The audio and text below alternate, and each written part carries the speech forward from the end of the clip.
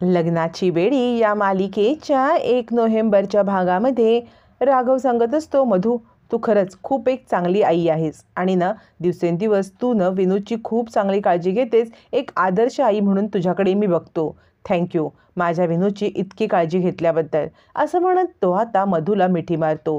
हे सगळं सिंधू पाहत असते. आता सिंधूला दाखवण्यासाठीच की काय, पण राघव हे सगळं करत असतो असंच आपल्याला वाटत असतं. तो आता सिंधूकडे पाहतो आणि त्यानंतर तो म्हणतो, ठीक आहे तू एक काम कर, विनूची ट्रीटमेंट सुरू करायची आहे ना, मग तू ह्यांना घेऊन जा डॉक्टरबाईंना, त्यांना दाखव विनूच्या खोलीमध्ये न्यायला. असं म्हटल्यावर ती मधू म्हणते, सिंधू चल तुला विनूवर ते ट्रीटमेंट करायची असेल ना, आणि ते सिंधूला घेऊन विनूच्या रूममध्ये येते. तोपर्यंत ऋतुजा म्हणते, वहिनीसाहेब काय घडतंय हे आपल्या डोळ्यासमोर, ही आता सिंधू आपल्या घरात आली सुद्धा. रुक्मिणी म्हणते, याच्यावरती मी काही करू शकत नाही, कारण विनूच्या आईबाबांनी घेतलेला निर्णय हा सर्वस्वी त्यांचा आहे, त्याच्यामध्ये मी लुडबुड करणार नाही. पण ज्या वेळेला विनू बरा होईल ना, त्या क्षणाला सिंधूला हाताला धरून घराबाहेर काढायला मी कमी करणार नाही. असं म्हणत रुक्मिणी सगळ्यांना आपला दरारा दाखवत असते आणि सिंधूला फक्त ट्रीटमेंट होईपर्यंतच इथे ठेवणार असं सांगत असते. मग विनू आता सावी आणि सिंधू यांना आपल्या रूममध्ये घेऊन येतो आणि म्हणतो, ही बघ सावी, ही माझी रूम. सावी म्हणते, तुझी रूम इतकी मोठी, तू एकटा या रूममध्ये राहतोस, खूप छान आहे विनू तुझी रूम. आमच्या घरी तर केवढीशी खोली आहे, इथे खेळायला सुद्धा किती मस्त आहे विनू. खरंच तुझं घर पण छान आहे आणि तुझी खोली पण छान आहे. तितक्यात राघव तिकडे येतो. त्यावेळेला सावी म्हणते, विनू मग तू एकटाच इकडे झोपतोस का, तुला भीती नाही का वाटत, मग तुझे आई बाबा कुठे झोपतात. याच्यावरती आता मात्र इकडे विनू काही बोलणार तर सिंधू येते. सिंधू म्हणते, बाळा बस बरं इथे, मी तुझा पाय बघते. असं म्हणत सिंधू आता विनूचा पाय बघायला लागते. विनूचा पाय ऑलरेडी दुखावलेला असतो. सिंधू त्याच्या पायाला आता चेक करत असते की नक्की काय झालंय ते. सावीची बडबड चालूच असते.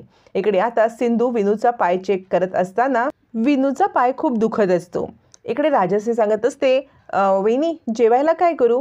त्यावर ती रुक्मिणी तिला सांगते, हे बघ तू बटाट्याची भाजी करतेस ना, कांद्याची भजी कर, विनूला आवडते की नाही, आणि मसाला भात आणि विनूसाठी वरण भात.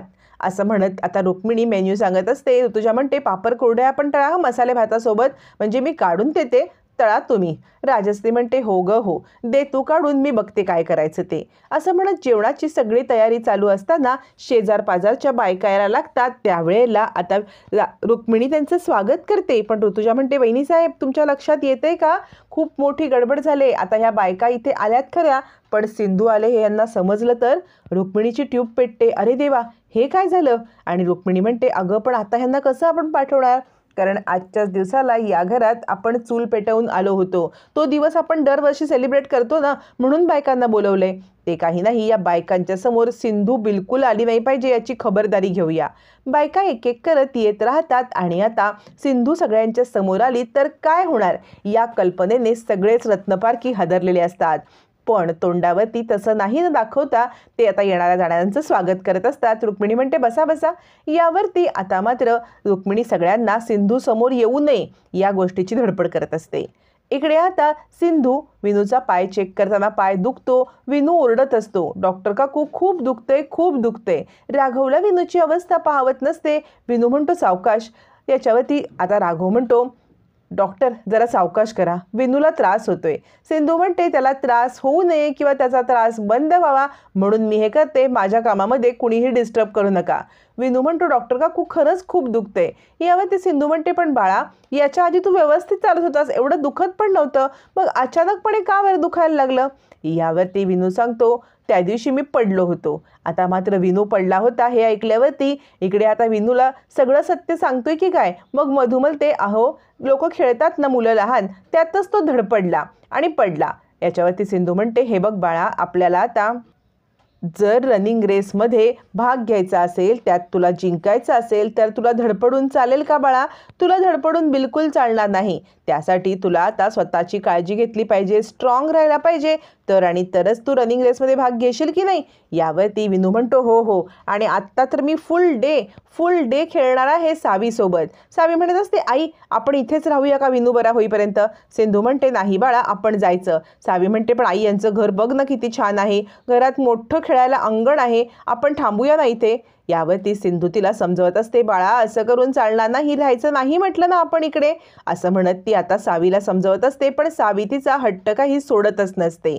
आता इकडे विनू सांगत असतो, माझा पाय न खूप दुखतोय, त्यामुळे मला खूप त्रास होतोय. यावरती सिंधू सांगते, एक काम कर बाळा, तू छानपैकी झोपी जा बरं, तुला झोप आली की छान वाटेल. सावी म्हणते, तुला माहिती आहे का, माझी आई खूप छान अंगाई गाते. आई तू अंगाई गा ना, मग तो झोपेल. सिंधू म्हणते, बाळा अगं मी इथे त्याची डॉक्टर म्हणून आले, त्याला अंगाई गायला नाही. सावी म्हणते, आई प्लीज प्लीज गा ना. मग विनूसुद्धा हट्ट करतो, डॉक्टर काकू मला अंगाई गाऊन झोपवा ना तुम्ही.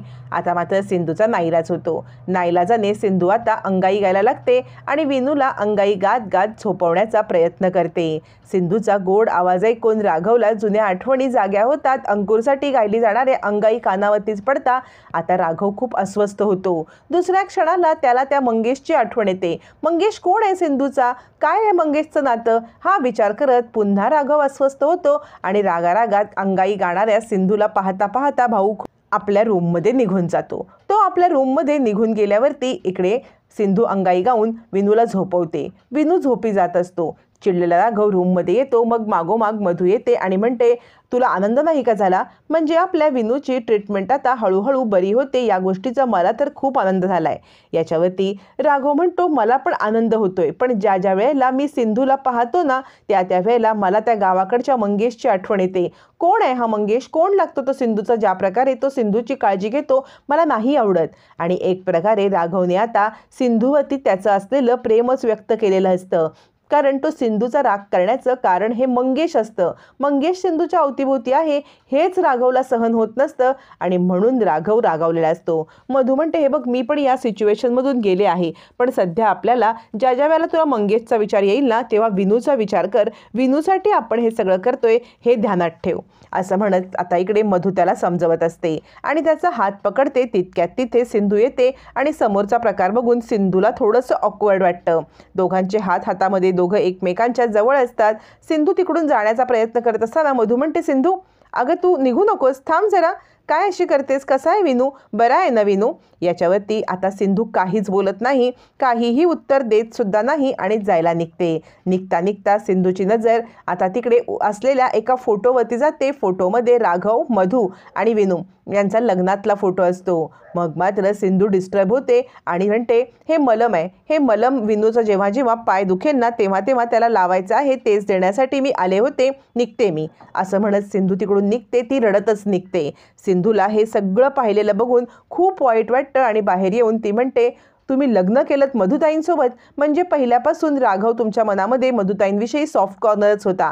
कारण ज्या वेळेला मी तुम्हाला म्हटलं होतं की मधुताईंना जेलमधून सोडवू नका, तुम्ही माझं ऐकलं नाहीत आणि मधुताईंना जेलमध्ये सोडवून आणलं, तेव्हाच मला समजायला पाहिजे होतं की मधुताईंच्याबद्दल असलेला सॉफ्ट कॉर्नर तुमच्या मनामधला हाच, याच्यामुळेच मला घराबाहेर पडावं लागलं आणि याचमुळे आपला अंकुर दगावला, मी तुम्हाला कधी माफ करणार नाही, असं म्हणत रडतच सिंधू तिकडून बाहेर पडलेली असताना आता ती सावीच्या रूममध्ये येते. म्हणजे जिथे सावी बसलेली असते तिकडे येते आणि सावी, चल बाळा आपल्याला जायचं आहे. सावी म्हणते, आई थांब ना जरा, विनूला उठू दे ना.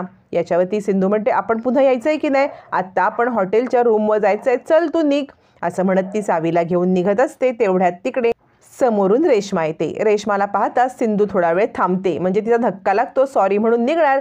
तर रेश्मा म्हणते, सिंधू 1 मिनिट थांब, म्हणजे मला तुला काहीतरी विचारायचं आहे. आत्ता तू इथे फक्त विनूची ट्रीटमेंट करायला चालेस की काय तुझ्या मनामध्ये वेगळं आहे, सिंधू बोल की, असं म्हणत सिंधूला ती जाब विचारत असते. मग आता सिंधू सांगते, सावी तू जरा बाहेर जा बरं बाळा, मला या ताईंसोबत जरासं बोलायचं आहे. सावी बाहेर गेल्यावर ती सिंधू म्हणते, रेश्मा तुला अजूनही कुणासमोर काय बोलावं कळतच नाही ना, म्हणजे सावीसमोर हे बोलताना तुला लाज नाही वाटली. रेश्मा म्हणते, अच्छा म्हणजे तू सावीला मी ताई आहे म्हटलीस, म्हणजे सावी राघव भाऊजींची मुलगी तर नाही आहे, बोल सिंधू कुणाची आहे सावी मुलगी, तू आई होऊ शकत नव्हतीस, मग ही मुलगी कुणाची, असं म्हणत रेश्मा प्रश्नावरती प्रश्न विचार सिंधूला भंडावून सोडते. तेवढ्यातच तिचे बाजूच्या बायका असतात, त्यांच्यासमोर सिंधू येते आणि सिंधूला पाहतात सगळ्या बायका चपापतात आणि म्हणतात, काय हो रुक्मिणी रत्नपारखी, तुमची सून तर जिवंत आहे, म्हणजे आता सिंधू जिवंत असताना राणीसोबत कसं काय लग्न केलं राघवनी. याच्यावरती रुक्मिणी म्हणते, सिंधू ही राणीच माझी सून आहे. याच्यावरती बायका म्हणतात, आमच्यामध्ये अशी पद्धत नाही हा, म्हणजे एक लग्न झालं असताना बायको जिवंत असताना ती जिवंत असतानाच दुसरं लग्न करायचं, ही पद्धत तुमच्या रत्नपारख्यांची असेल, आमच्यात नाही. असं म्हणत बायका रुक्मिणीचा अपमान करून तिकडून निघून गेल्यावरती रुक्मिणी म्हणते, बघितलंस, तुझ्यामुळे दरवेळेला तुझ्यामुळे मला हे असं तोंडघशी पडायला लागतं. याच्यावरती सिंधू म्हणते, एक मिनिट, आत्तापर्यंत तुम्ही बोललात ते मी ऐकलं, पण आत्ता तुम्ही बोललेलं मी सहन करणार नाही, माझा अपमान मी सहन करणार नाही. असं म्हणत सिंधूने, आता मी तुमची सून नाही, मी एक डॉक्टर म्हणून येते, तो रिस्पेक्ट मला मिळालाच पाहिजे, असं खडसावून रुक्मिणीला सांगत रुक्मिणीची कान उघडणी करत मोठा सत्याचा उलगडा केलेला असतो.